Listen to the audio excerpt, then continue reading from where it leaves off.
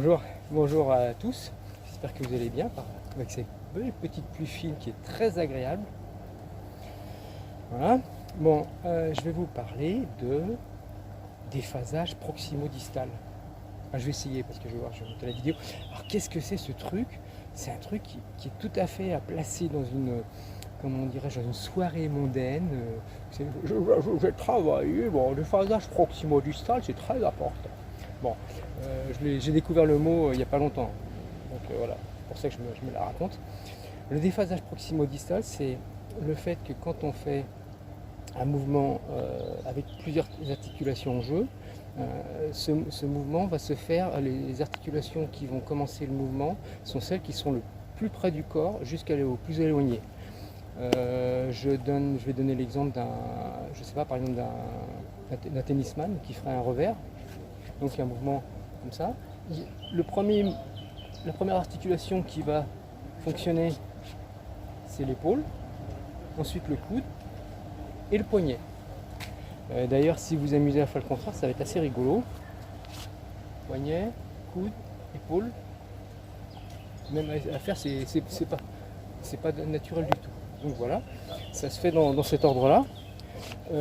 C'est beaucoup plus efficace et de toute façon on a un apprentissage moteur dès qu'on est petit, dès qu'on est bébé pour ça. Alors, il peut y avoir des décalages dans les apprentissages selon qu'on est rampé, qu'on n'est pas rampé, bon, etc. Je ne rentrerai pas dans ce débat, mais c'est quelque chose de naturel. Par exemple un bébé, ce qu'il va faire la première chose c'est de sourire parce que les muscles sont les plus près du cerveau, du système nerveux. Il va ensuite déplacer les épaules, et comme je vous l'ai dit, épaules, ensuite coude, poignet. Évidemment, c'est la même chose pour les jambes. Alors si je vous ai parlé du bras en premier, c'est parce que je voudrais vous faire une vidéo sur les jambes, évidemment. Je vais vous parler aussi de la fente avant par l'arrière pour aller de l'avant. Si vous avez un doute sur cet ordre, je vais vous donner un exemple qui est très simple. Vous regardez, je sais pas moi, un sport de combat comme le karaté ou le kickboxing. Quand un boxeur ou un karatéka fait semblant de lancer un coup de pied pour faire une feinte, il ne va pas plier le genou, la cheville, je ne sais quoi. Il va montrer sa hanche en premier. Il va faire un mouvement. Il ne va pas faire comme ça. Non. Il va faire un mouvement comme ça, parce que l'autre c'est directement que ça va être c'est l'habitude qu'il a de percevoir le mouvement. Donc c'est bien dans ce sens-là que ça fait. Pour un boxeur c'est pareil, hein. Il ne va pas déplier le coude. Non, il va lancer d'abord l'épaule en premier. Surtout s'il veut faire une feinte. Après, s'il veut tromper son adversaire, mais en faisant un vrai coup, il peut y avoir évidemment beaucoup d'autres techniques, mais ça, allez voir votre spécialiste en bas de chez vous. Pour commencer, je vais faire avec un mouvement qui justement ne facilite pas la chose, là, puisque le bassin est légèrement bloqué. Et donc, là j'ai fait une première fois normale. Là, je focalise sur la fin du mouvement où j'utilise le bassin en projetant vers l'avant. Et en troisième, je vais projeter le bassin dès le début en avançant le genou. Voilà. Et je vais jusqu'au bout, j'essaie de faire le mouvement aussi avec le bassin. Et le mouvement du coup est beaucoup plus dynamique. Et finalement ça fait travailler pas mal plus que ce que j'imaginais. Je parle des quadriceps et même des fessiers. Voilà, si on veut s'amuser, on peut partir de plus loin, ça facilite entre guillemets l'apprentissage, de le pousser vers l'avant.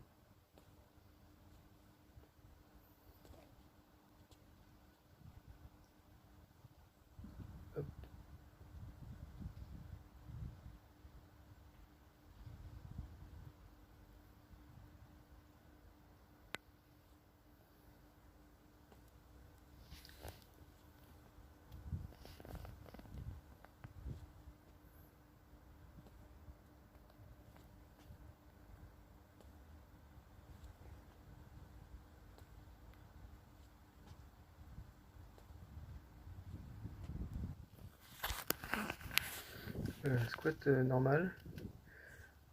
Je courbe un peu le dos d'ailleurs au début, un peu trop. J'ai parfois essayé de faire même le contraire. même si c'est pas flagrant à l'image, c'est-à-dire pousser d'abord en utilisant les genoux, ensuite le bassin. Voilà, c'est pas beau du tout ce que je fais là, voilà. Là je commence à pousser vers l'avant jusqu'à ce que je m'aperçoive que je suis trop enroulé. Et du coup, je force encore un peu plus sur le mouvement, mais là je commence à être plus droit quand même. Le mouvement est plus dynamique. Hein.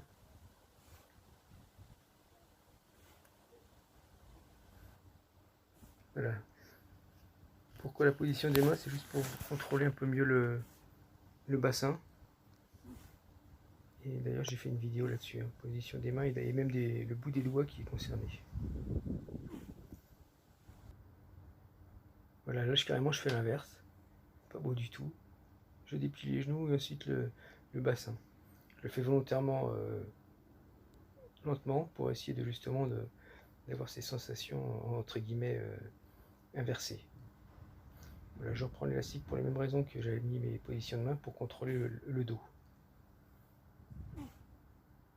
Là ça part vraiment vers l'avant. Alors vous inquiétez pas, je me suis pas fait mal aux genoux. Hein. C'est parce qu'il passe devant les orteils que ça m'a posé problème. C'est souvent quelque chose qui est dit, c'est vraiment pas problématique. En tout cas pas pour moi. Surtout que j'ai une bonne souplesse de cheville. Voilà maintenant la fameuse fente avant par l'arrière. Fente normale, je remonte. Et voilà, là je pousse le bassin en avant. Et c'est parti. Donc là c'est le déphasage proximo-distal. J'utilise bassin et ensuite le reste. Maintenant regardez, je pousse en fait par la jambe arrière. Hop. La même chose avec fente bulgare. Fente normale. Et là je pousse vers l'avant. Et ensuite, voilà, je pousse avec la jambe arrière. Évidemment, les appuis sont différents. J'étais sur les orteils, donc c'était pas très facile pour pousser, mais ça marche quand même. Et là, je vais me mettre en appui sur le bord. Et là, bien évidemment, c'est beaucoup plus facile de pousser. Ça me semble intéressant de travailler cette poussée. J'ai changé d'appui puisque je suis sur le plat du pied. Mais même là, ça peut marcher. Hop là. Là, j'exagère un peu le mouvement. Là, vers l'avant.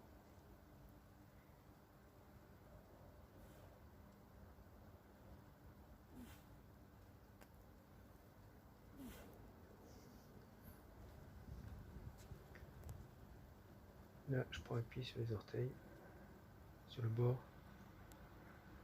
normal. Là, je commence au fur et à mesure à pousser avec la jambe, voilà, de plus en plus. Avec le bassin aussi, je fais une seule hanche qui travaille.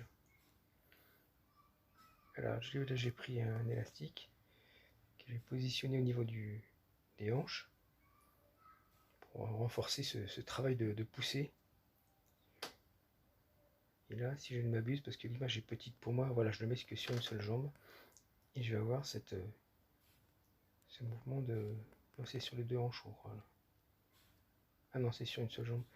Et là, j'essaie de pousser de la jambe arrière.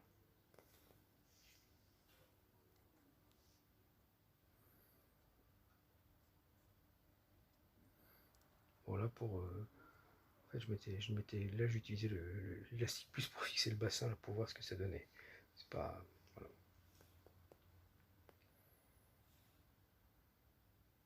D'ailleurs, j'ai du mal à tendre la jambe devant.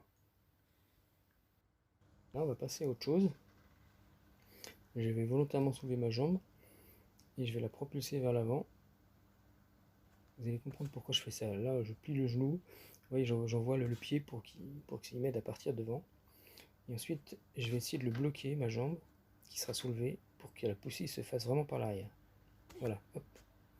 C'est juste un travail pour me préparer à la suite, pour essayer de voir ce qu'il est possible de faire. Je pense que ce serait mieux d'ailleurs de bloquer la jambe avec un élastique que je tiendrai à la main. Voilà. Alors pourquoi ça? Eh bien vous allez comprendre tout de suite. Parce que je parlais de feinte tout à l'heure, et là je vais faire une poussée. Enfin, d'abord pousser la jambe avant. Je projette la jambe avant. Et si on fait attention, ça se voit plus vite. Le mouvement est beaucoup plus rapide. Et là je vais pousser par la jambe d'arrière. Et mis à part l'appel que je fais avec les bras, en fait, le mouvement est détecté plus tard. Là, je parle de personnes qui pourraient s'affronter en arts martiaux, en escrime ou autre, dans quelques essais. Donc si je pousse avec la jambe avant en premier, je suis tout de suite, plus rapidement repéré, le mouvement est vite repéré, alors que si je pousse vers l'arrière, là c'est pareil, je vais faire au ralenti, jambe avant d'abord, on la voit assez rapidement, on détecte le mouvement assez vite, et ensuite je vais faire la même chose, mais là je vais pousser avec la jambe arrière. Ce qui va me trahir, c'est parce que je n'avais pas pensé, je n'avais pas travaillé sur ce mouvement en particulier, ça s'améliore.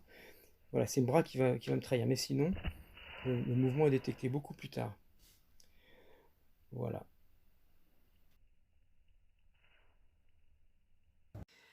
Bien voilà, j'espère que ça vous a un peu plu. Non, ça vous a beaucoup plu. Alors, quelle conclusion? Moi, je tire pas de conclusion. Je fais j'essaie de faire mes propres recherches. Par contre, ça me semble intéressant de travailler le déphasage proximo-distal, parce que c'est pas forcément naturel chez tout le monde.